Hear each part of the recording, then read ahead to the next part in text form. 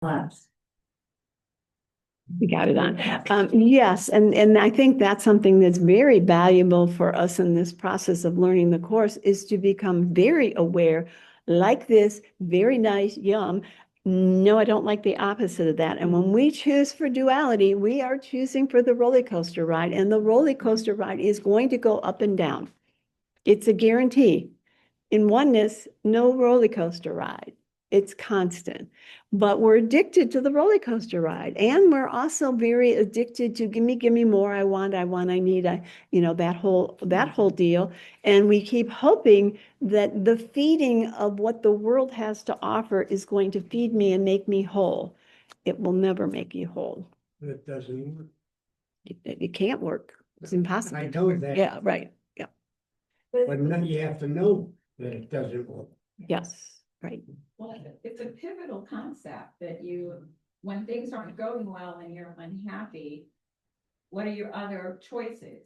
Acceptance. And so and that's what, we talked about a few weeks ago, that there's this, we think there's all these things to choose from. Absolutely. Yep. One is, am I going to put up with this and pretend like this is I want more of it? Or is it going to be, Jesus help me, God help me? Yes. Well, because even I read one of the lessons, I guess, I don't know if it's today's lesson, but you can choose to eliminate all things that hurt. And I thought, well, basically, I can't choose about the things. I can only choose. So I thought the investment in the thing, yeah, that right? I can choose to eliminate all things that hurt. And I'm thinking, well, no, I can't really, I can't do any of it. No, but I think what that lesson was saying is by your choosing to align with the Holy Spirit, that's how you heal that. Right. Not you as Andrea. I guess it still is that level of like, you're not, what you're thinking of is choosing, I'm going to choose to, eat this or eat that. That's not the kind of choice they're talking about. No, not at all. How, as me, I can't say, I don't want that. I want God to give me something else. Well, correct. That's not, no. That's not even the choice either. It's just to let go of whatever it looks like it's going to be, the flavor of the day, right? And let go with everything and ask, what am I? Why? Help me to see what I'm doing. Yes. With the emotions and stuff. Not about the specific attachment, but help me to see how. If I feel badly about something, what I say is, Jesus, I don't like this. I hurt. Help me to see this through your eyes. Right. And that's the only other choice. Yes. Because otherwise, you're riding your bicycle and your foot hurts for some reason. You keep riding your bicycle, your foot's going to keep hurting, whatever. So you have to stop and say, I don't know what's. And I think there anything. are a lot of spiritualities that their focal point is, this doesn't work, I'm going to go do this. And that's not at all what this is. This is, something's broken here and I don't know what it is and I don't have the tools to fix it, but the Holy Spirit does. And so like even just meditation as such is not, there's all different flavors of meditating. Absolutely. Like, what are you trying to do? Hold on to something that's not good, or get the right mix or do the right thing exact. It's all this about, it gets very fussy, very yep. And this to really come to, that it talks about this throughout the course. The goal of the course is not anything in the world. It's that I'm at peace no matter what happens. That's a whole different goal than any other goals that are being set up in our world.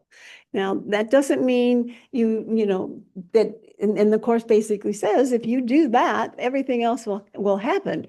But we're not that patient to wait till everything else happens. That's a real challenge. We can believe, that oneness is what I want. For peace. We can even have an experience of instant or something, and we come right back with, but. Exactly. Yeah, but. And the course would, right. And the course would ask us to observe how many yeah buts there are. Yes. And there seems to be an endless stream. And there seemed, and it's deeper and deeper, right, and deeper. Right. And as Ken would often say, which is very irritating for most students, is you don't really want this, what this course has to offer. Well, who wants that? I've been studying this course for all these years, and what do you mean I don't want it? I want this. I want this. But do I really just want peace? And that's above and beyond absolutely everything else. And the answer is usually not really. This is so full of contradictions and that kind of thing that we feel like we're spinning sometimes. Very much so. And You've got to accept what is. Yeah, well, that's That's not the a. only way getting past Mhm, all the grievances that we hold mhm, within the world. And if exactly. you don't think you have a grievance, just sit a little bit. Because that's the only reason we're suffering, is we're fighting with ourselves. Yep, That's the only thing always. that's going on. Right. Not only that, Harvey, but we set it up so that I would Abs- fight with myself. Absolutely. So we set it up. We forgot we set it up. We pop into the world. The setup is I'm going to fight with everything and everyone around me all the time, whether I physically say anything or do anything. If it's proves- in my mind churning around, and Separate. it proves that I'm separate and that I'm an innocent victim and there's a problem out there and it's not about me. When in truth, the problem was we left love and then we made our own world. And I think I am now one of the characters in the world, and all those other bad people are here to do whatever they're here to do. And we're not even the character. And I'm not even the character. I'm the dreamer of the dream, dream of exile, That's all. because I've chosen for separation. All right. So recognition of meaningless arouses intense anxiety in all the separated ones. And I would again, observe how frequently, and the word anxiety could be many, many other words too. It could be that unsettledness. It could be fear. It can be, you name it, any adjective that is not peaceful could be put in Anxiety's there. the block. Yes. One of the blocks. One of them. There's Yeah, numerous. absolutely. And that's what we're asked to sit with and burn. Sit with. Yep. Until it falls away. Yep. It represents a situation in which God and the ego challenge each other as to whose meaning is to be written in the empty space that meaningless provides. So before I even talk about this sentence, I'm going to talk about the word challenge. And if you have your book, you'll see it's in quotation marks. Anytime there's something in quotation marks, it means the belief system if you align with the ego. Because if you were aligned with just God, there wouldn't be a challenge because there wouldn't be duality. So you'd have nobody or nothing to challenge. So the very fact that we even think we're in a dualist experience where I'm choosing between this and this is because I believe in this. Always. Always. So if we lost all of our attachments, then You'd be just well. we would just need to sit with that and basically accept that we've lost all of our attachments and deal with our own grief, our own internal whatever, but we would still, that would be the process that we would go through. Exactly. If you could come to that place, yes. Well, past the terror, Right. Well, and Absolutely. I would Yeah. say, you'd have total terror, obviously. Absolutely. You sit with it. Total bliss when your attachments. that could be possible. And, if you look at spiritual practices all over the planet, and look at the ancient texts, there's so many stories of people who give it all up, sit under the Right, tree, right. and boom, they're there. Right. And But I they're would say not there's a in difference, terror or right? pain or anxiety, they're in a state of bliss, of oneness, because they're back in that state of oneness. It happens spontaneously. Mhm. So, I love the course, and that's why I'm here. But there's a lot of intellectualizing going on. And So I intellectual love course, movies. I right. don't know if any of you are into movies the way I'm crazy into movies, but if you've seen Indiana Jones and the Last Crusade, there's this moment that where step. the path is not there. But Indy's got to, Step out. surrender to God in the moment and step out, and there's no path there. As And soon then it as he opens, steps right. out and he surrenders to the Lord, Right. boom, the path is there. Correct. That's what happens Yeah. when you're truly surrendered. It's not Yes. painful, it's not horrible, it's Right. gonna be this, it's gonna be beautiful. You just don't realize how deep. You're not gonna lose Fearless. anything, you're gonna gain everything. Absolutely. I think that there's a difference between like attachment and love, and I think if you can kind of detach, I'm gonna use my son as an example, because it just caused me to grow so much. But when I learned to detach from his problems and stuff, I could just sit back and love him. And, but it also opened it up that all of a sudden I felt like everybody was my brother and sister. Yes. Because all my energies weren't focused on one person. Right. I let go of that, and then it's like, oh, wow. They're all the Look same. at all these people that, and I felt like a oneness with Right, everybody. right. So Yes. it's more, it opened me up very much to detach. Right. But I also loved, it helped me love him for who he was and let him have Right. his own lessons. Exactly. Yeah. And, you know, it's sort of like riding a bicycle. You know, you can get on that bicycle 100 times and then one day you just ride. You know, what made it different that day? It was because you kept getting on the bicycle and eventually one day all these pieces came together. And that's the same thing that's going to happen with the course. You stop. It's right. And you come to that place of exhaustion where there's nothing left to fight with. That's the most, That's the key. yes, yes, Give up the grievances and you have nothing to worry about. exactly. You're desperate for that another way. Right. If you think Yeah. there's not yeah. enough way, how do we do this? How am I gonna do this? Yeah. Try it. Your way has never worked. Well, it's just, that's how you don't know. You're desperate for another way, and Right. none of the other ways have worked in any Well, way. that's the difference is when you've tried all the things, and even you talked about Buddha. Buddha finally got it because he had exhausted all the possibilities of being in control. So each of us will probably have to go through many of those steps to get to the point where, all right, I've had enough. What?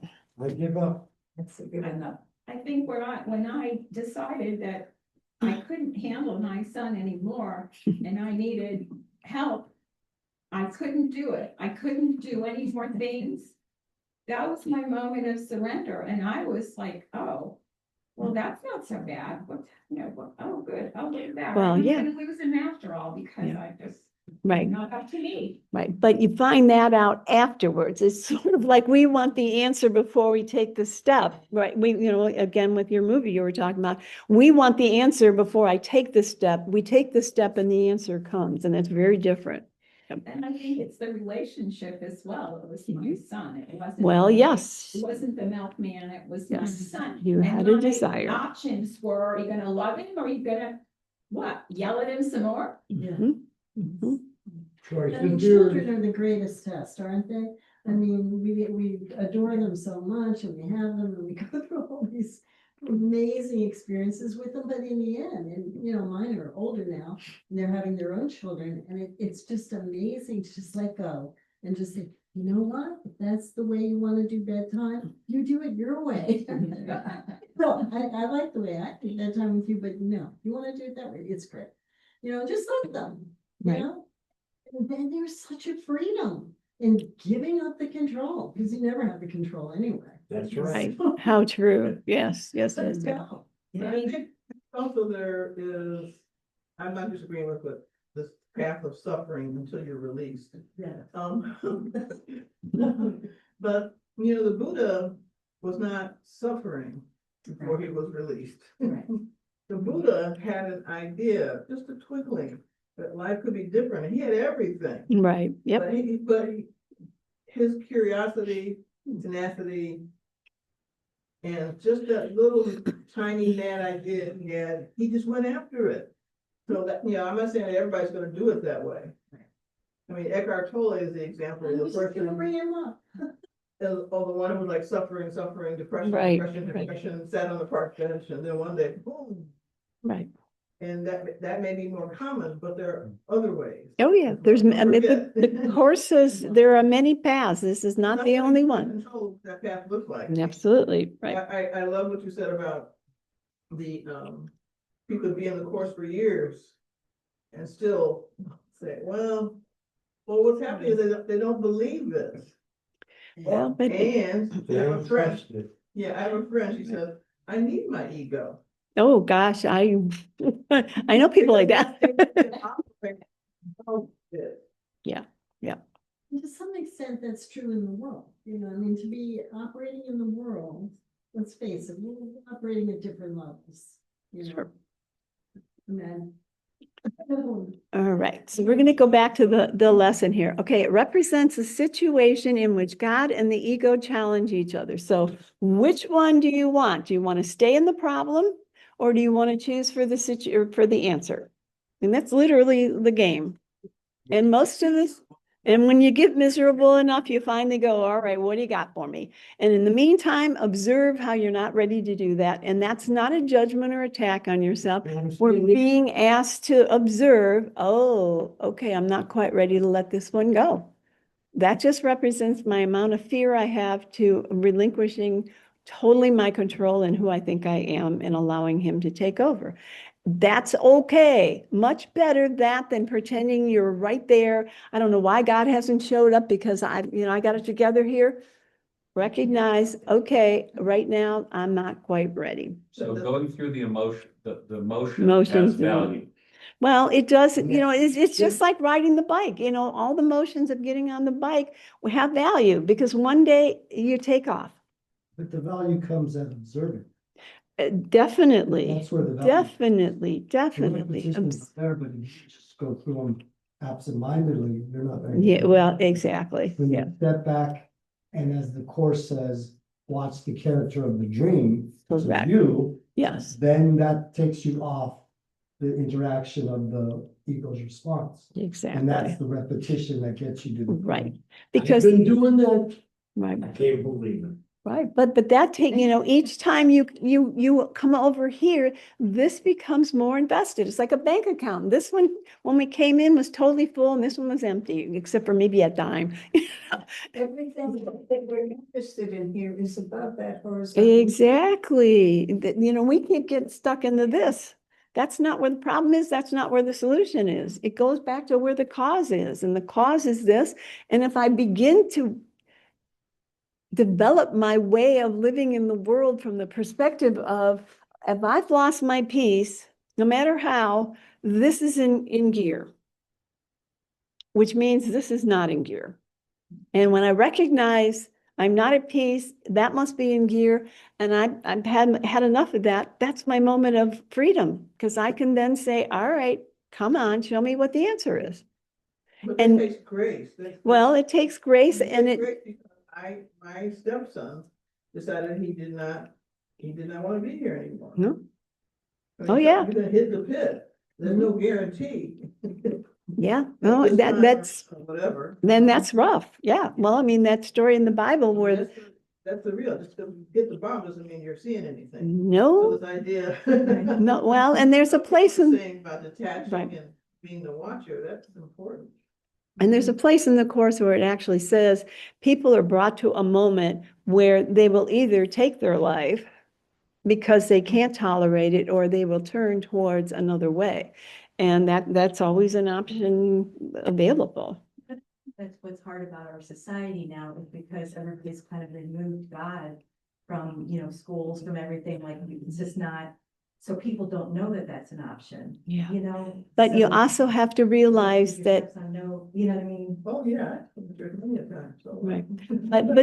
but the deal is, we have to keep stepping back and realize every single person on this planet, little child, grown adult, came in with a classroom they have afforded to them, for them to find their way back, and whatever that looks like. Because it's so easy to say it's the church, it's the school, it's society, and they've done this.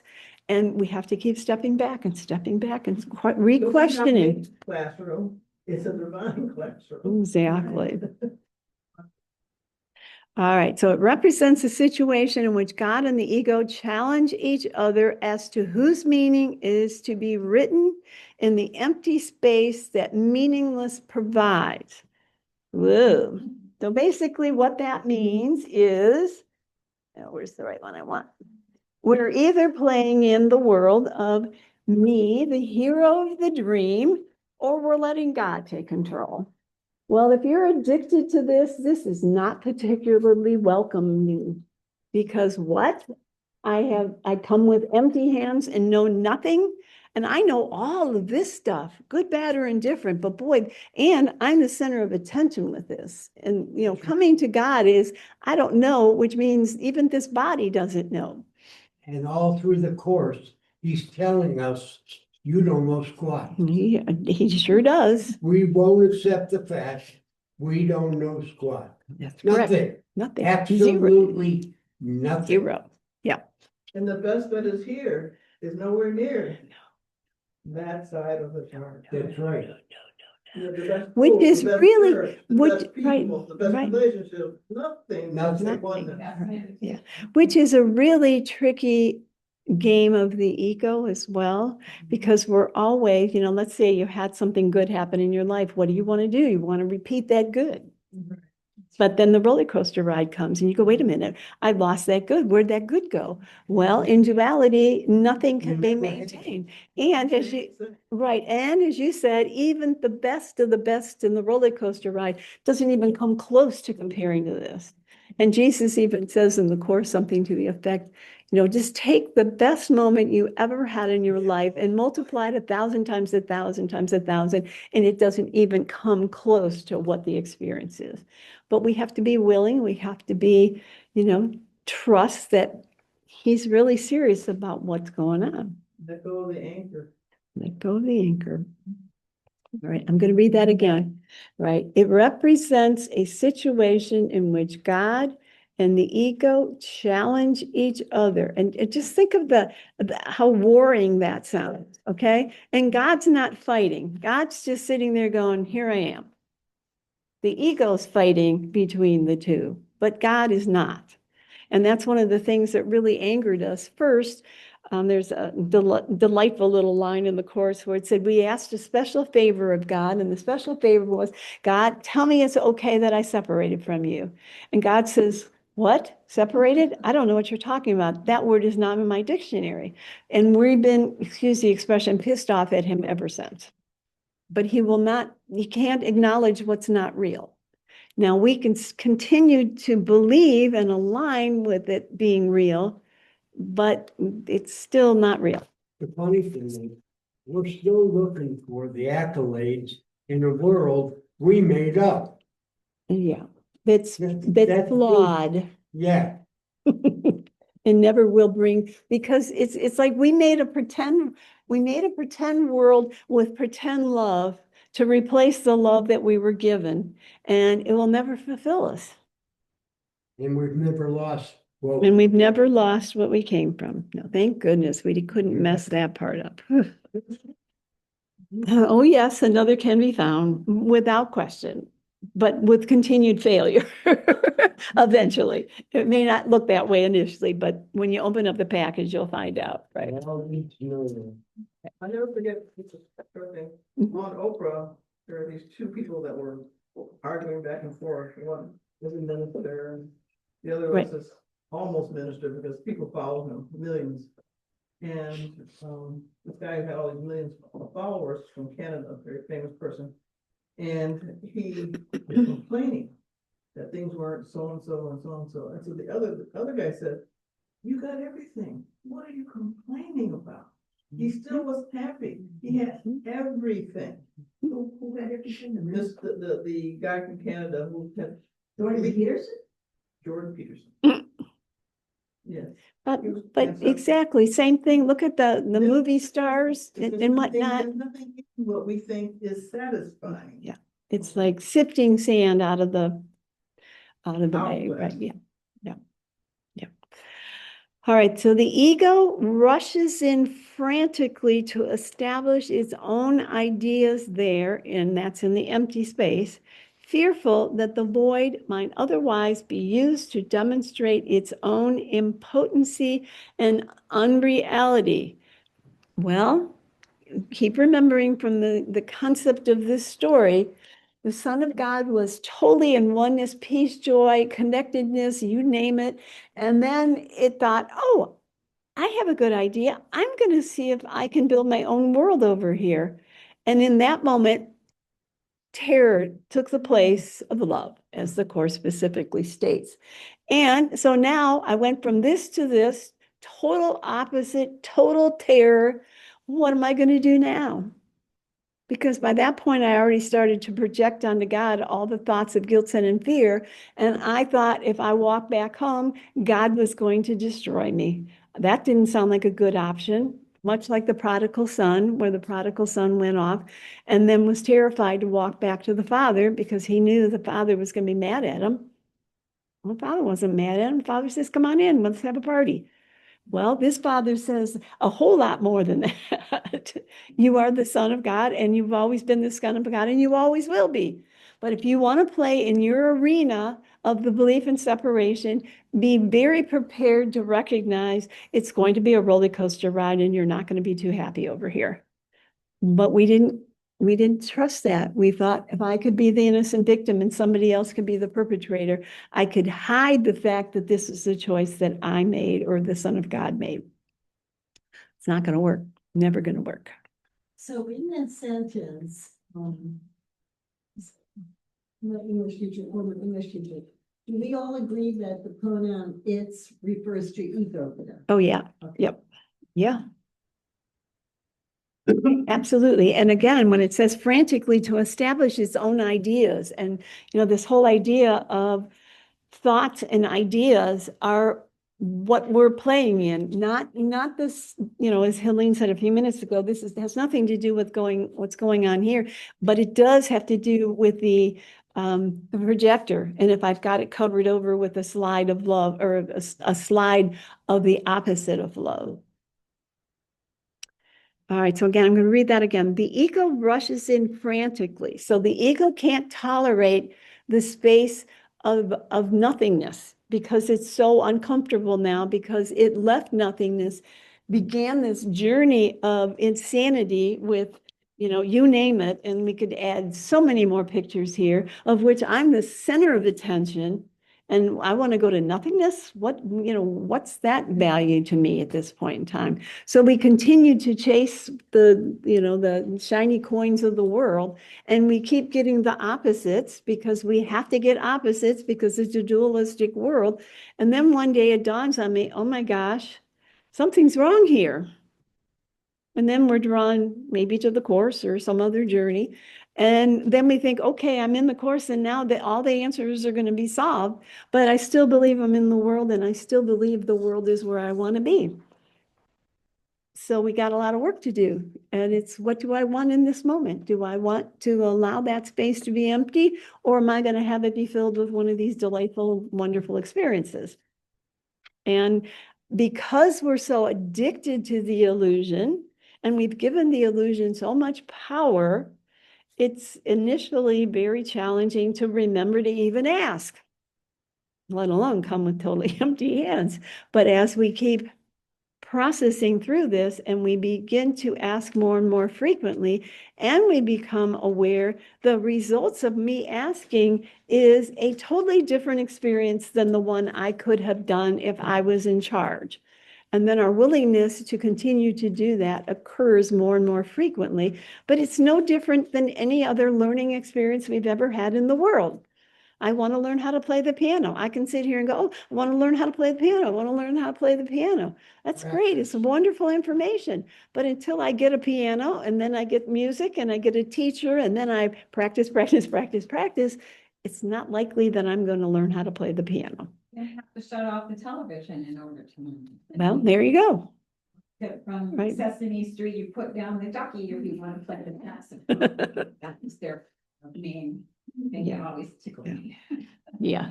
Yes, exactly. Depends what your real priority is. Right. Even sitting still, you have to turn off. Oh, the yeah, noise. absolutely. And we all know what a challenge, especially initially that is, to quiet that mind, because the mind, oh, I'm going to go to the grocery store when I get done. What do I need in my list? Which is simply the projection of the choice for the ego doing what it came here to do. So we don't want to judge it or attack it. We simply want to very gently say, I'm doing it different. I want to go over here now. And in our climate, you're gonna go to the grocery store. You're not gonna say, how can I starve myself to get closer to God? It's a part of our outworking of the of the understanding of it, And we're not correct? gonna be the ones who, I mean, I think that was mainly, well, for me in Catholicism, the thought of, fasting, or the nuns were doing this and doing that, and we didn't even think they wore underwear. We thought they were just, they were just these perfect beings, so it's just how.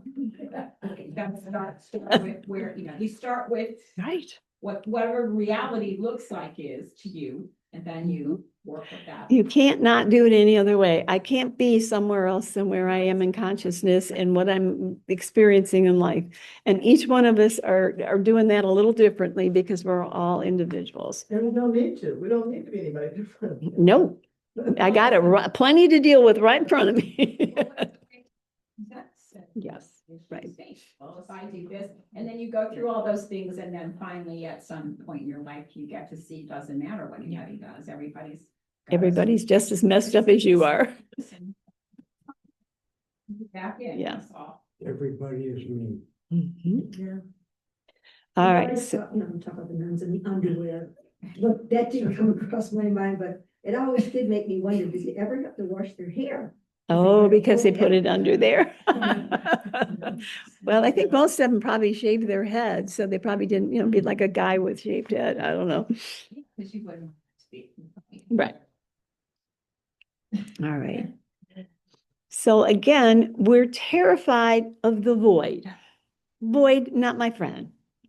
And I know there's a fellow that used to come to the course who can't drive any longer, and he shared a story of being in meditation and coming so deep into the void that it terrified him, and then he didn't meditate for quite some time because we don't know how terrified we are of that void, and we can't push our face into the void. There's a very gradual unfolding into the void. And that's why I personally just love the concept of the little willingness in this moment. He is not asking you to jump from here to here. He's asking you, when you're miserable enough, would you just call on me and I'll show you there's another way. And as we do that, we're going to do it more and more frequently, and then we'll grow more and more into the awareness of this. And this will automatically fall away because I'm no longer giving it the attention that I'm giving it now. All right. All right. And again, that void demonstrates its own impotency and unreality. And the deal is we're already impotent and we're already unreal, but we don't believe that. So the challenge comes to grow into the awareness of the joy of finding out that none of that's who I am. I am the Holy Son of God who has nothing to do with the world or the body or any of that stuff. But because I believe I'm here, we're going to start playing blocks on the floor with Jesus where I believe I am. All right, a meaningless world engenders fear because I think I am in competition with God. That's the punchline. That's the punchline. And I would highly recommend everybody go home and ponder that statement a tad this week. Because it's, do you think you're in competition of God? And I don't think most of us think in relationship to that concept. And yet, literally, I'm either doing it on my own or I'm saying, I don't know, please help. When you say in competition, it's about who's in control. Yeah, who's your Whether you're- teacher? You or God? Yeah, who's your daddy? Yeah. And again, we're so addicted to our lives. And I'm sure everyone in this room that's practiced the course for a short time even, you've done some of the workbook lessons and you wake up in the morning like a good little course student and you read your lesson and you go, oh my gosh, this is so delicious. I love this workbook lesson. And then you close the book, go off to life, and it's nighttime. You put your head on the pillow and you thought, oh my gosh, I never thought of that one time today. And that really just represents how enmeshed in the world we are. And Ken would always say, observe that. Don't judge it. Observe. You think you want God more than anything else in the world, and yet you couldn't even remember him one day. but not to add guilt to that, simply use as an observation. Oh, I guess I have a little bit more work to do here. Not good or bad, just the facts of where it is. That's what the lessons are there to show us. Exactly, over and over and over, yeah. You don't want God in your life. Right, We can just say, where are you now? Gee, Yeah, It's yeah. that simple, like it just is simple shift. And exactly. it's not a big thing where you jump up and down and say, look what a mess I've made. Yeah. Just well, where'd you go? Yeah. Where are you now? Right. And also be very aware of how self-depleting we are of ourselves. We are just so cruel to ourselves. I mean, it's mind-boggling how cruel we are to ourselves. But at the same time, if you filter that statement through the course is basically saying when you've chosen for separation, you demand punishment. So if somebody else isn't punishing me, I'm punishing me because I'm living in the mindset of the separated state, which is not my true nature. And I assure you, as you practice the course more and more, that self-hatred will start to fall away automatically, not by you trying to figure out how to change it. And that's a beautiful thing. I think, I don't know your journey with the course, but I've done it many times over with different groups and, you know, taking that, I would call it an intention, a sankalpa, to do one lesson a day and do it in a year and then read a few pages of text and then you do one lesson a day and you do it as a group. It's powerful. And now with our cell phones, we could do it pretty easily. Right. Those lessons are every bit as important as the manual. Absolutely. And the text. If Absolutely. you haven't done it, I think, one lesson a day for a year, try it. It's amazing. Or even the same lesson over and over a couple times before you go into the, doesn't matter. But just keep thinking of it from this point of view. You're literally, when you do a lesson, when you come to a class, when you do anything or even think about the course, you're saying to the universe, I'm serious, I want this. And if you don't do that, or like Andrea said, if you turn the TV on and go do other things, that's what you're saying I want. And that's okay if that's where you are. But if you really want to dig deep and, get this on a deeper level, it's got to be your focal point. And if it's not, then you're just not ready at this time to have it be your focal point. But don't kid yourself any longer is what the course is saying. Be honest with yourself. But I think also it's kind of like, I used to do yoga religiously for years. And then I stopped, I got involved in full-time work. But I still have that energy there and that part of me that remembers. Right. And so yesterday I had a kind of a miracle, and it's because there's a grace that's around. I'm crossing the street and this car is at least half a block away. And then I'm crossing the street where everybody crosses the street downtown. Behind the library, and I'm walking, and then at an angle, and I heard my mind say, well, you want to go straight? I didn't. I went at an angle, this car just sped up. And there was like, but because I wasn't all attached or something, I saw in a second what needed to be done. I mean, it wasn't even thought. I just turned like that. And I know this because I'm anchored halfway someplace else. Right.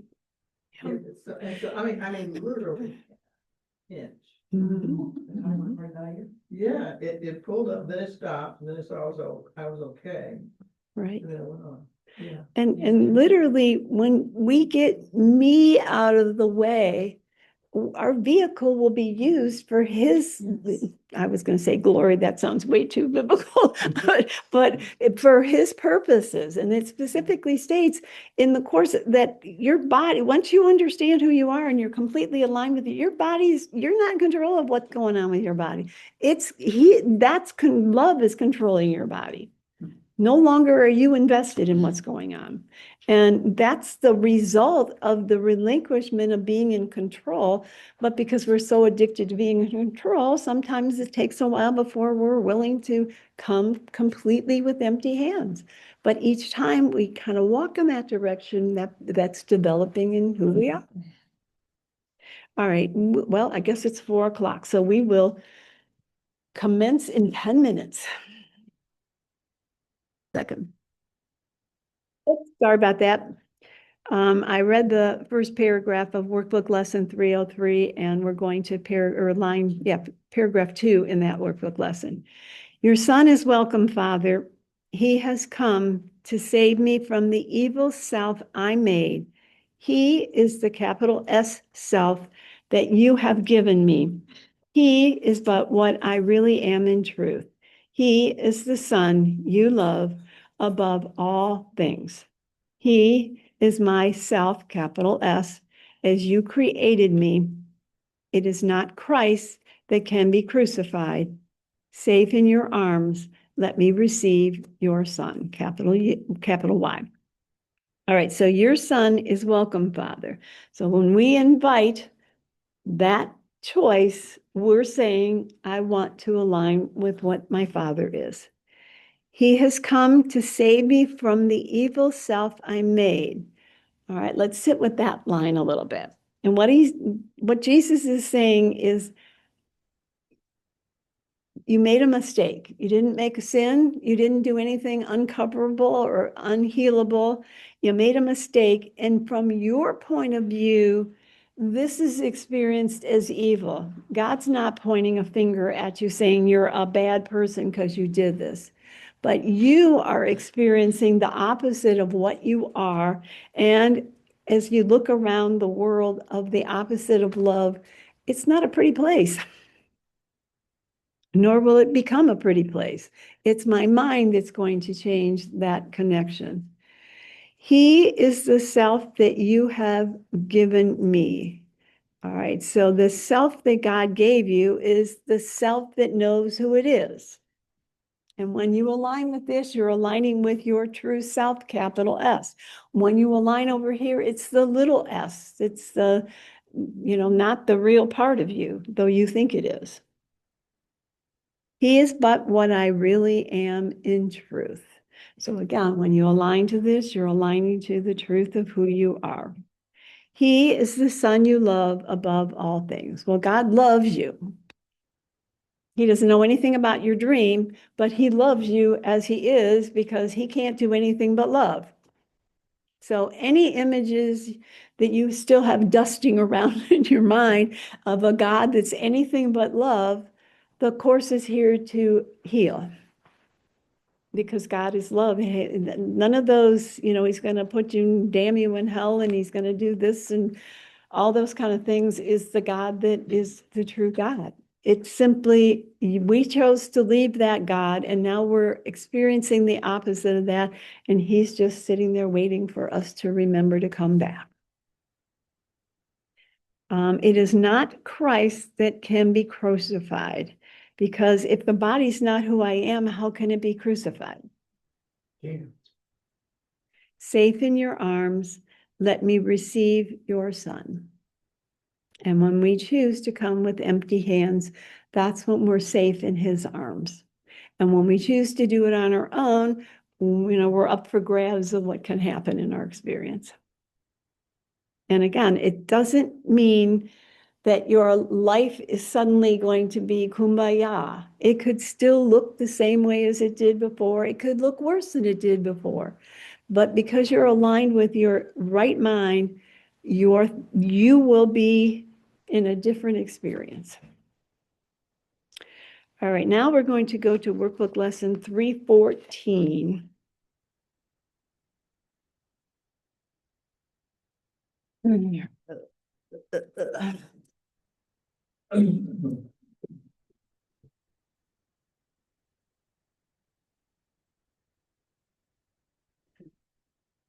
And this one's called, I seek a future different from the past.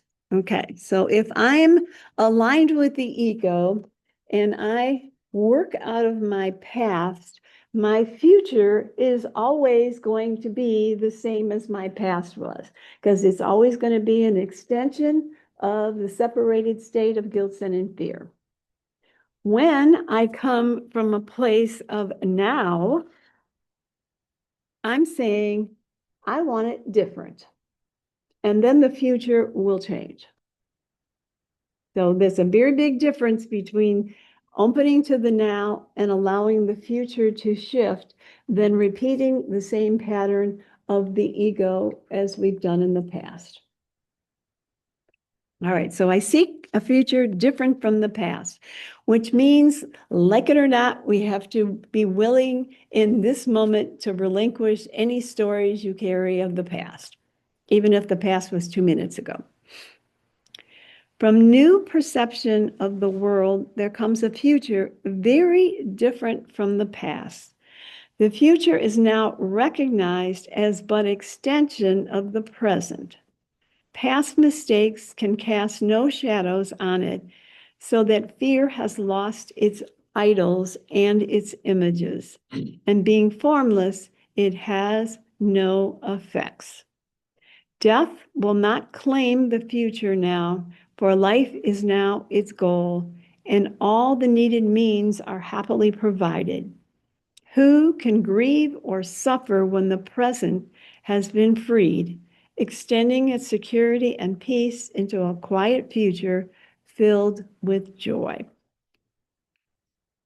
All right. From new perception of the world, there comes a future very different from the past.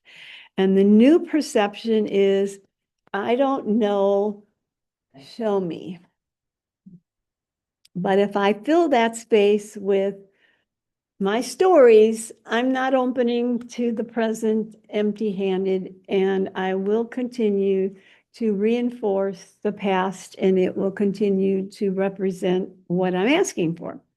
So again, I'm either in the now and the future will shift, or I'm in the I think I know and some story of the past, and then the future will be equal to the past, which is going to be some representation of the separated state. The future now is recognized as but extension of the present. So the present in this case would be the now.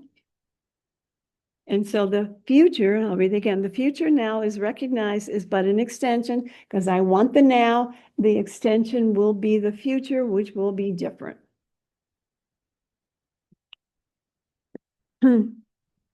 Past What does the court say about being in the now or getting to the now? Because it's not exactly an easy thing. Yeah, absolutely correct. Absolutely correct. Yeah, and that represents our inability to focus right now. When our desire is that and that alone, that's where you're going to be sitting a whole lot more than we are now. And once again, as Ken often said, that just represents you'd rather play in the arena of the separated state because you still want to be in charge and whatnot. And again, don't look on that from a place of judgment or attack. Simply realize, oh, my mind is really not quite as focused on what I think I want, which in that case would then be the choice for peace, than I thought I was. But what does the course say about getting into the now? You're either there or you're here. If you're there, but stop and say, wait, I want to come with empty hands in this moment. That's it. The recognition, I'm in the glue of the ego, and now I want another way. Because It's the simplest and easiest and most difficult. exactly, thing. understood. Yes. Okay. Yeah. Because you do nothing. Right. There's no how Yeah, but you're telling yourself in the mind. in the mind. When you come up against an experience, and you're really there, you tell yourself, I don't know what this is for, including this. So I don't know how to look at it. Right. But I know one thing, I'm not gonna go to the past to show me. Right. I like what you said, pause and step back. Right.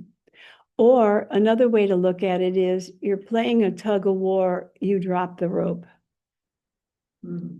Yeah, you're dealing with yourself. Yeah. Constantly. And when you think you know, you just jump right in. So let's say you're in the midst of an argument with somebody, it doesn't matter who it is, it could be with yourself for that matter. It's it's the moment where you catch, oh my gosh, there I go again. Don't Help. know. I don't know. There's no problem. How do I know how to answer? No problem. And it is a process of catching those moments more and more frequently as you walk through this process. And don't hit yourself over the head or beat yourself bloody because you didn't remember. Just catch it then. I mean, think about being on a tightrope. If you're on a tightrope and you go a little too far this way, you straighten up. If you go too far this way, you straighten up. But what we do is we, get a little lopsided and then we go, oh, I'm so terrible. I'm so bad. I should have done. And then we're on our face on the floor bleeding. And then it takes a long time to clean up. And then you finally get back on the tightrope and start again. And you're going to catch it more and more frequently where be, oh my gosh, of course, that's what I would do. And we have to become aware. A lot of this course is saying, this is what you chose. This is what you're getting. So when I observe, this is what I'm getting, and stop being so serious about it and just reckon, oh, there it goes again. You're literally not making a big deal of it, as opposed to the way the ego is set up of, oh, I'm trying to be this loving person and I just spewed all over the room. I guess I'm not a loving person. And then you begin to hate yourself. This is to come to a point where you realize, oh my gosh, there I go again. Holy Spirit, help me. And I do think the course gives us very specific. No, you have helps 20, there. workbook If you look at 23. the Lesson. Yep. And if you sit with the lesson, like if you take a lesson like I am under no laws but God's, and you read that lesson, you internalize that lesson, and you just sit there with that knowledge, you will spontaneously go into a state of meditation and oneness. I mean, I've been doing this for 50 years, and I said it last week, I'll say it twice a day, you need to meditate to really experience what the course is teaching you. But that's always here. And for me, it's in these powerful workbook lessons. Take that wisdom, let it sit in your heart. You will spontaneously be in the now. And keep remembering, even if you have the awareness that I'm not in the now, you're in the now. Because the mind that's totally enmeshed in the ego doesn't have another thought other than being totally enmeshed in the ego. So just stop and go, oh, all right, I became aware. Great. Because you can't do it wrong because there's always another now. Well, there you go. Well, sometimes we tell ourselves the story. Oh, yeah, That we're not in the now, or that we're in the now, or whatever. exactly. I was at an event yesterday, 30 of us again, and, two of us are they're getting married. And so some people got together, I guess I wasn't there when they decided all this. They got them some money, they got them a big card, everybody signed the card, they brought some food. Well, I didn't know anything about this for whatever reason. So I went to my old story. No, I've been excluded. They don't like me. Oh, yeah, this is how you do things, make things complicated. I just on and on. So then I said, okay, Holy Spirit. Stop. Yeah, stop. That's it right there. Stop. Yes. And so, so I stopped and said, okay, whatever happened, that happened. I wasn't in it, whatever. And so then a few minutes later, my mind said, you've got cards in your car, you have everything in your car. So, the car, those of you who see my car know this is true. I was even in. Get it out. It's always a question. So, I got blanks, another cover still, but anyway, so, I got a card, it sort of fit, I made a couple alterations. I know I got something in my trunk, so I got my trunk. And there were 2 bookmarks there with floral patterns, my other friend made these beautiful bookmarks. So, oh, Chris was like this. I was gonna give them to somebody else, I gave them to her, I set them aside for her, and then I found this thing from Westlake Portal Library, old music and odd music from the sixties and the seventies, and I thought, oh, Robert was like this. So we put them together, my friend Lori had a, and I just. Right. I just decided I couldn't deal with that story, it was just too much, so. And that's the beauty of practicing the course. You will come to a moment where the first thought is, oh my gosh, they left me out. Oh, he lost me. I better go eat dirt or whatever it is. And then the other thought will pop in, well, wait a minute. I don't have to stay there. There's other options here. And the eco is all about, let's get, it's like a cake lid or a lid for a cake pan. Let's keep it stuck in there where they can't get out. And when you open that lid, possibilities show up that are totally different than what you would ever be thinking about. Yeah, exactly. Yep, The beautiful. Martha Stewart of Party Crash. There you go. Or something, right?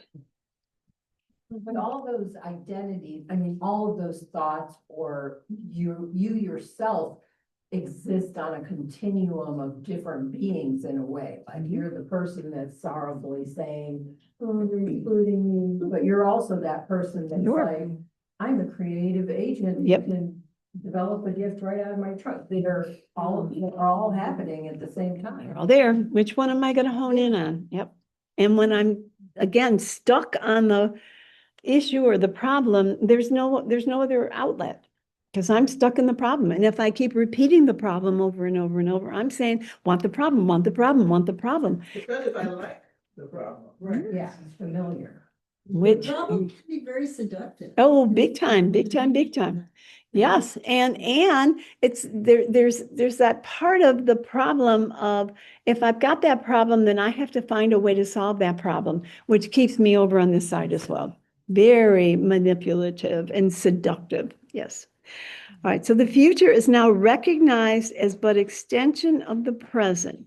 So I'm going to see in the future what I represent in the present. And if I'm taking the past with me into the present, the future is going to be the same. If I come with wholly empty arms and say help, I'm saying, please bring your response or your answer, not mine. Those are the only two choices ever, guys. And again, even if you blew it 2 seconds ago, bring it back to the center now. There's no time lapse that has to, I don't have to, what were those that were flogging people? They'd have a flogging thing where they'd beat themselves. Yeah, right. We don't need to do that anymore. Oops, I made a mistake. Let's go. Past mistakes can cast no shadow on it, so that fear has lost its idols and its images, and being formless, it has no effect. So I'm going to read kind of through that a little bit at a time. So past mistakes can cast no shadows. We've been not only casting shadows, we've been dragging the shadows around with us everywhere we go. When you come with empty hands, the shadow has to fall down. I'm emptying. And then fear has lost its idol because I'm no longer giving the energy to the past. I'm coming empty with the possibility of what the future can bring. And its images, which are all the projections on my screen that I seem to be affected by. And being formless, it has no effects because I'm coming from the abstract instead of the solid, and the abstract is formless. I don't have to worry about how that plays out. I have to be willing to make that step of, I don't know, help. That's all. The rest is, in Workbook 23, recognize that what your experience is what you wanted. Dang. I didn't know I wanted that, but you did want that via this choice. So what you see here is what you wanted. Then you look at it now and you realize, I don't want to continue to have that. Then you can ask for help. And then as it says, the third step, God will take over and do the rest of it. Exercise the power of your thought. Mhm. The power of thought. That's all we got. It's all before you lift a finger in any direction, you're thinking something. So that's been a very freeing, Mhm. idea to me, that it's just the power of my thought. I have whatever my thought is, I can change the thought and then feel the power of change too. Right. And I think you know what what the answer is, but I want to clarify that for anybody listening. The thought does not mean Andrea has a negative thought and she's going to turn it to a positive thought. It means Andrea is in the recycling of the ego and she's coming with empty hands to allow the thought to fill that space. And sometimes there's nothing to fill the space, and that's just as well. Doesn't So matter. thinking about your example, thinking about her example about she could come up with something. I don't have things in my trunk and I think that would do that. And I don't feel, I guess another level for me is I don't feel obligated to that thought of something in the world to replace what Right. I feel. And so that's been a very different level of being involved without being mixed up in a lot of doing things and getting things and finding things. Right. Because I'm lucky that way. Right. Right.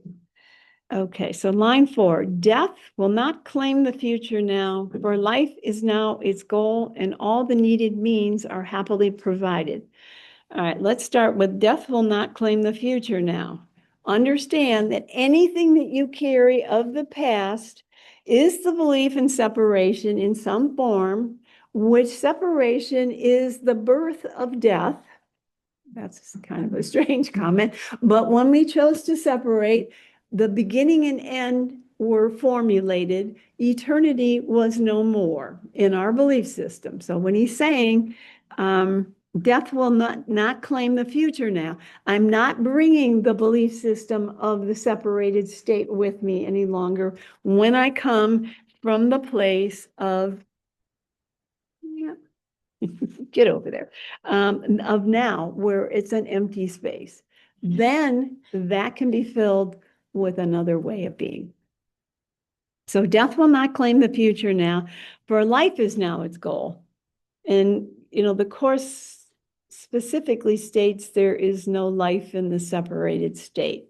Now, we obviously all experience this world as life and death, but the Course is saying the illusion isn't real. How could it be life?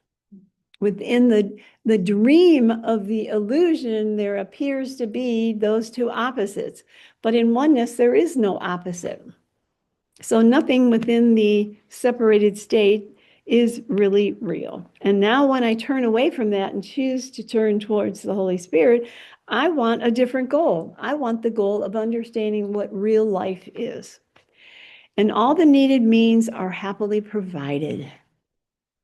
And again, I don't have to figure them out. And Andrea, you said that, you don't have stuff in your car. Your answer will be Andrea's answer. It won't be the other person's answer. But there will be an empty space where it can be filled with something that will be different than the past and bringing the past to the future. Peace without all that stuff in there. Exactly. Remarkable experience of Yes. looking for stuff. Yep. You don't have it. Yep. Who can grieve or suffer when the present has been freed, extending its security and peace into a quiet future filled with joy? So, kind of getting back to your comment earlier, Jason, of, losing all those things, which obviously as human beings, most of us would not be too thrilled about. But what this is saying is, if you have that empty space where only love lives, you don't bring the fear of the suffering and pain and grief that you're experiencing. You're opening to another possibility that's different than the one you've been carrying before.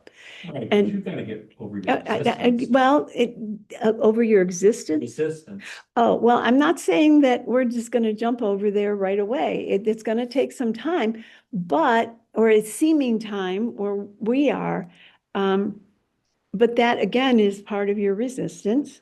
But again, he's only asking for this one moment. This moment, that's all I'm asking for you. And that catalyst might kick your butt into this moment of choosing a lot faster than everything is going well in my life.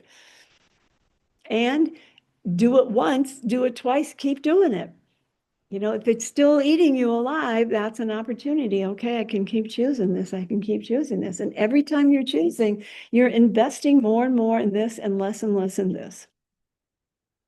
It's been a couple of years since I brought this up, but in the case of chronic illness, Mhm. where there's apparently no cure or anything down the Mhm. road, Right. then how can you look at life? That fear, that's never gonna go away. Right. So would you rather have the process of the extinction of your body from a place of being at peace or a place of being in terror? And you don't have to answer me that. I think we all know the answer.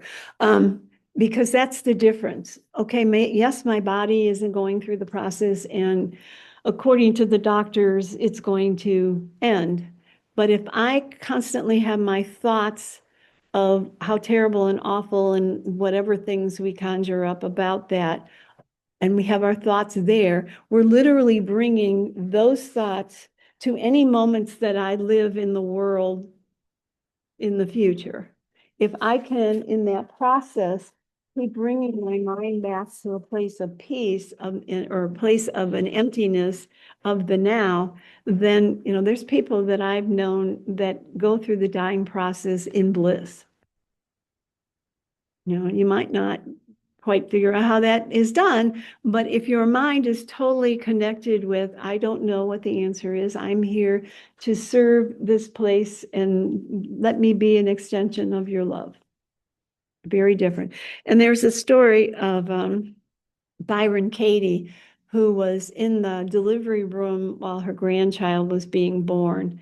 And she could tell by the nurses and doctors' faces that there was something terribly wrong with the child that was just born.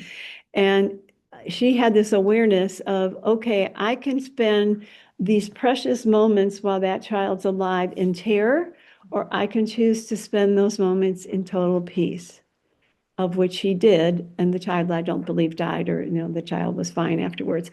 But it's constantly, do I want to stay in terror, or do I want to choose for peace? And it doesn't matter what's going on in my body or what's not going on in my body or what the circumstances of the world are. Where do I want my mind to be? That's where it all comes back to. I mean, we're all plunged into the idea that death is right around the corner. Of course.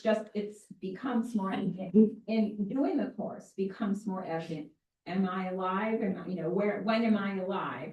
And all the thoughts you have about death are what keep you there. Mm-hmm. And the thoughts you have about, I wonder how it would be if I gave it to God and what I could do, what will happen then, make it a different experience. Right. Well, the Course says, we're not only in heaven, is life.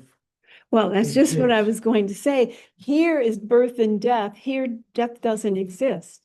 So the more time I spend here, the more I am aligning with a thought system that doesn't have the word death in it. So that this jacket, just like when you walk in and it's cold outside and you walk in a room and you take your coat off, does that affect who you are? And the answer is no. But if it's really hot in the room and you got this big furry coat on, wow, it's a relief to get rid of that thing. Yeah, that's what I was just thinking, that what Jason started out with is an attachment. And it's like we're freed Right. from our attachments. Right. You experience relief. And the body's one of the attachments. Oh, big time. So Yes. when the passing of a body is no different than taking your dirty clothes off. At the end of the day. Exactly. You're Exactly. keeping that Yeah. piece of Correct. whatever, but that doesn't change your essence, your No, soul, your no. love that you have. Yeah. And the course is very specific about that. It's, you know, basically says, don't think your dying's the answer. The answer is being aligned with truth, because if you die and you're over here, you're going to die with the same thought system as you had when you were still in the body. And when you're over here, what happens to your body is insignificant because you're totally aligned with your mind that knows who it is. And that's what Jesus. Oh, absolutely. Absolutely. That- body crucified. This is correct, He was not the body, correct, therefore he Right. weathered the yes, whatever. he was. right. And he had no ill about anything or anyone of what was going on around him, because what was his body? It's nothing. And I'll just real quickly use this as an example. We're always fighting with all the stuff that's going on in the world and the attachment to the body. When I stop being attached by asking for help, I'm just the body walking around with this light emitting from, because that's my true essence. As long as I'm coming, And you're on your way. right, if I'm coming from here, all this is going to be a separation between me and my brothers and me and myself.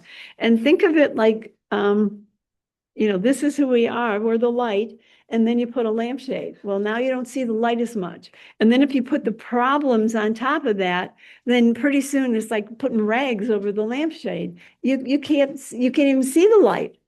Well, that's how we walk around most of the time, thinking that's normal and that's wonderful. But that's not who we are. But I'm not convinced of that. I can read those words and go, yeah, that's nice. That's what good does that do me in my life? And yet in my life process of the daily activities and the scenarios that take place in my life that begin to show me that my peace is being disturbed, each time I become aware of one of those, it doesn't matter what the form is, big or small, it's an opportunity to go, oh, wait a minute, I can choose differently here. And that will take us to the point where we're walking around like this. And, talk about freedom. It doesn't matter what anybody says or does, or, that building falls down around me. Okay, so what? But don't pretend that.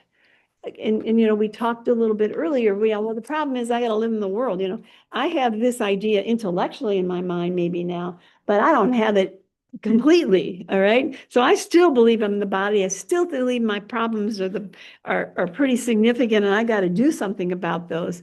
And it's not easy to just relinquish those because we're so addicted to being in control. But when we begin to slowly release them, they don't have control over us like they do now. And then we come to a totally free place where Marianne doesn't have to be in charge. Phew, I didn't know what I was doing anyways. I was trying to pull it off, but it wasn't working very well. And how I can remember somebody who won a Medal of Honor in the military, and the person was saying, well, I didn't know what I was doing. Apparently he led people into safety or whatever, and then he got, I don't know what the particular, I wasn't in the military, the particular medal was, but, pretty significant in that type of a scenario. And he admitted he didn't know what he was doing. Well, do any of us really know what we're doing? We're doing the best we can. We take what we have to work with and do the best we can, but we all have those moments of, oh, I could have done it better, and why didn't I do this instead of this? It goes on and on and on and on and on and on. Instead of, well, here I am, this is what I did. Okay, help me to remember who I am. Very different, very different.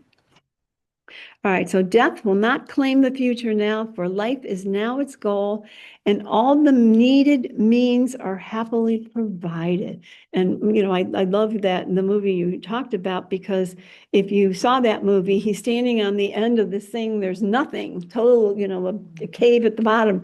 And then as he let go, a step showed up. And that's kind of literally what this is saying. The answer will appear because you're not stuck in the problem any longer. You're not stuck in the trying to figure out a non-existent problem, literally, whether we know that or not. You're saying, I want another way. And of course, we don't trust that yet. We don't trust that yet. But as we keep asking, that trust level will begin to heighten because I'm not so enmeshed in my ego any longer. All right, so who can grieve or suffer when the present has been freed? Nobody, because I'm not feeding into this story anymore. I'm free of it because I've chosen this story. And keep remembering these two stories are mutually exclusive and totally the opposite. None of the words in the dictionary here are the same as the dictionary here. So if I'm over here trying to figure out what this is going to be, I'm over here. And I have to be willing to eventually make that step. And, again, Jesus over and over throughout the book explains to us where we are. He knows. He's not pointing a finger at us. He knows we're struggling and we're being challenged by this world. But he also offers another choice. And even with that, he's not pounding us over the head of you got to choose this now. He's saying, here it is. This will benefit you. You're going to like this. But choose when you're ready to choose. And that's up to us. And if you're suffering, that's an indication I can choose. If I don't know I'm suffering, why would I want to choose? I got it together here. Everything be cool. So again, those moments where we really have challenges that put us in a place where I can't figure out the answer in any way, shape, or form can actually be gifts to us. Because that moment, my doors are empty. Don't you also think it forces you to choose more often because we want Yes, to yeah, go to those absolutely. places that's very unpleasant? And the question I get from asking my interaction with, my higher power, is what do you want to do right now? Mhm. And if I'm in pain or don't feel like something, I'll say, well, I just want to lay back down. I don't feel any sense of guilt or anything about it. Mhm. Or, what do you want to do right now? I want to go get in the car and go over to that little boy's house and play with him. I don't want to stay home all day and wonder what's wrong with my back. Right. And I feel like there's a conversation going on between my higher power and my ego. And it's a physical, it's a physical manifestations of things that I'm not particularly happy about, but then somehow the energy or the thought comes, just go ahead, do what you can. If I'm going to fall down, well, that's okay, then I'll fall down. But it doesn't seem to bother me much anymore about what's going to happen next or when. Because your level of trust has increased. And be very aware, most of us have had many opportunities where we get a message and we choose to go the opposite direction, even if we've been praying for the answer. And, again, just be honest with yourself. That's okay. I'm not ready to relinquish my control. Don't judge it. Don't attack it. Just become aware. Okay. That's because the answer probably seems crazy to us at the time. Like, Well, yes, what kind of indeed. stupid answer is that, Yeah. Right. It's not what I want. Like, that's Right, not what I right, thought. right. I would rather have a different answer. Yeah. But it's not that. Or how many times do you go to leave the house and you get this thought, oh, I should bring my sweater or something, kind of insignificant. Yeah, I don't have time. I got to go. And then, it gets real cold and you think, oh, dang, I should have listened to what that said. But I think if we look at those moments and we don't judge ourselves, we just go, oh, okay, next time I'm going to listen. Then it will come to us more quickly because we're not fighting against it and making ourselves stupid because we didn't do it. All right, so we can what grief or suffering when the present has been freed, extending its security and peace into a quiet future filled with joy. And again, we're always playing in the arena of chaos and insanity or peace and freedom and quiet and joy. So if I'm not experiencing the joy or the peace and the quiet, that's the flag that says you could choose again. Don't make a big deal of it. I could choose again. I mean, how much more could we ask as a gift to find our way home? Choose again, and keep recognizing which teacher is in control here. Did I give the teacher of separation the goal here? Well, then that's what's going to happen. But I can choose again any old time I want. And also be aware that, as I said before, when we chose to separate, God gave the answer, said, come on home, nothing happened. And we said, oh, yeah, it did. I better stay here. And then we tried to solve the problem by projecting into the world, making a me and a you. And of course, you're the bad guy and I'm the innocent victim. And then we played the game between these two characters ever since. And now the Course comes along and says, okay, you set that all up. That's the game you've been playing. So now we're going to use the irritations and upsets that occur in my life as a reminder to tell me I've chosen for this. Now I can choose differently. So we even take what the ego set up and use it for a different purpose to undo the process, which is kind of cool. All right, so again, what do I want? Grief and suffering, or do I want peace and joy? But be very cautious in this process that Jesus is constantly trying to help us understand where we are, how we got there, and why that's a disadvantage to you if you want peace. That is not a reprimand. It's simply an awareness so that you become aware that you can do something different. And if you wrap that around with more guilt and fear, which we often do, then you're just feeding what you really don't want to feed anymore. Paragraph 2. Father, we were mistaken in the past and choose to use the present to be free. Now do we leave the future in your hands, leaving behind our past mistakes. Ensure that you will keep your present promises and guide the future in their holy light. How beautiful is that? Woo-hoo. All right, so Father, we were mistaken in the past. And, in the atonement prayer, it says, I must have decided wrongly. I made a mistake. And how do you know? Because I'm not at peace. I made a decision myself, but I can also decide otherwise. I can choose to give this over to the Holy Spirit and allow him to take care of it. I want to decide otherwise because I want to be at peace. And again, if peace is your priority over everything else, that's the jewel that will take you back to where you want to be. I do not feel guilty because the Holy Spirit will undo all the consequences of my wrong decision. I don't have to figure out how to solve the problem of my wrong decision.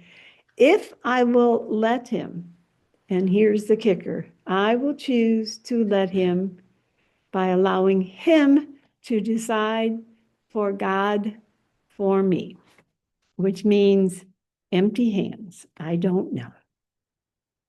And, play with that last statement. I choose to let him by allowing him to decide for God for me. Kick that around, play with that, because do I really want to relinquish my being in charge?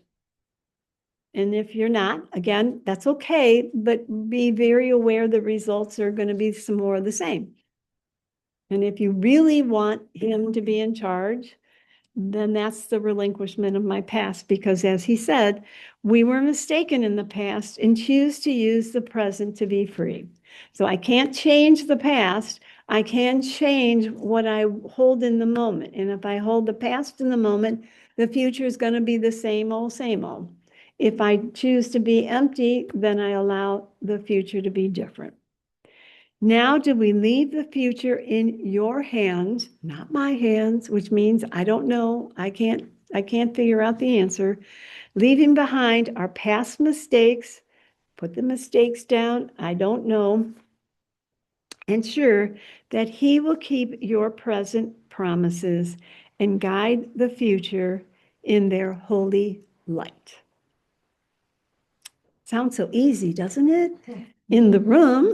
These are nice and peaceful. Yes, there you go. There you Yelling.